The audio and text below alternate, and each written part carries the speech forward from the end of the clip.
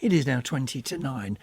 There are no agreed borders. There is no government. There are no leaders acceptable to all sides. But, argues the Prime Minister, along with the leaders of Australia and Canada, it is right to recognise a Palestinian state in order to keep the idea of a two-state solution, Palestine living alongside Israel in peace, to keep that idea alive. But for all the rhetoric, the welcome from Palestinians and other Arabs, the denunciation from Israel and its supporters, will this gesture make any difference to the future of the Middle East? Well, let's talk about that with a man who has lived much of the recent history of the Middle East and its negotiations. Afif, Safieh, a Palestinian diplomat in the late 1980s who wrote a book called The Peace Process from Breakthrough to Breakdown. Good morning to you. Do you think this gesture will make much of a difference? Well, I believe it's more than symbolic, it's more than significant, if ever it is pursued with statesmanship, determination and perseverance. I believe it's important because it's a signal from important players in the international system that in international relations the international will should prevail on a national whim or a personal whim. And as we know now, we're witnessing the genocide in Gaza, which is Netanyahu's war, even though it is very controversial within Israel itself. Well, that's your word for it. They deny it, don't they? So, pursued how, though, Mr. Safieh? When you talk about this gesture being more than that, how do you want it now pursued?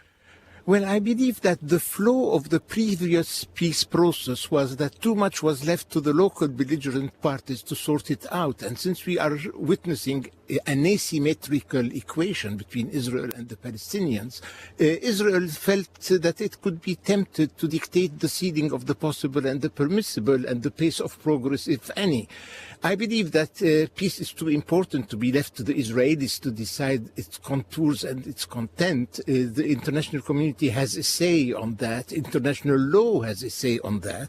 And I believe the recognition by Britain and by France today and by others is a signal that the primacy of diplomacy, and that diplomacy should not be the reflection of the balance of power. There is international law. I suppose what I'm asking you, as someone who's witnessed so much, is I'm looking now, because I had to remind myself how long ago it was, at the image of Yitzhak Rabin, the leader of Israel, shaking the hands of Yasser Arafat, the leader of the PLO, an organisation you spoke for and represented for many years, at the White House with Bill Clinton.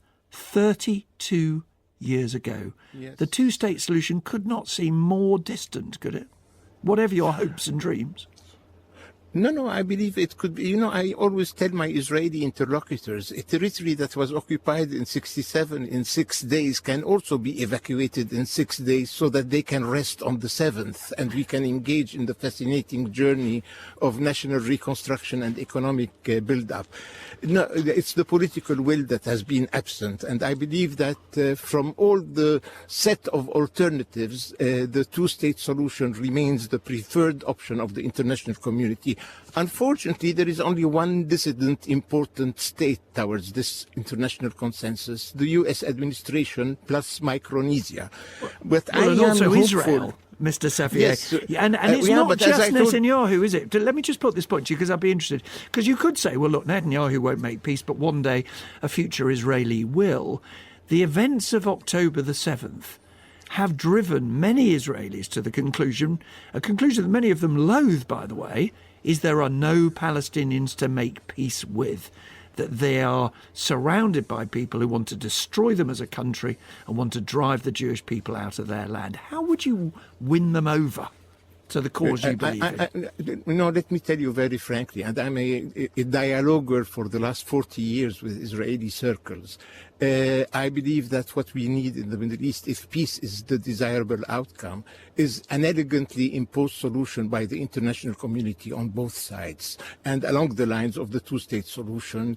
And I believe at the default of that, we will have a perpetuated situation of conflict with the risk for Europe of the overspill, economic, military, and demographic. Okay. So fully believe that we need an international assertive input into any future diplomatic endeavor. Afif Safieh, I'm afraid we have to leave it there, but thank you very much indeed there.